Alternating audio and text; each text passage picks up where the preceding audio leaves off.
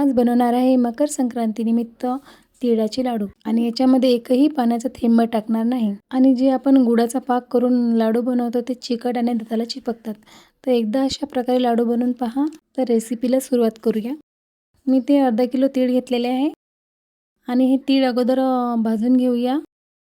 गॅसचा पॉवर कमीच ठेवायचा आहे, नाहीतर तीळ जळतात. तीळ चांगले परत परत करून तीळ भाजायचे आहेत आणि हे तीळ भाजून झाल्यावर आपल्याला गूळ बारीक करून गरम तिळामध्येच टाकायचं आहे. कमी पॉवरवर भाजायचं आहे.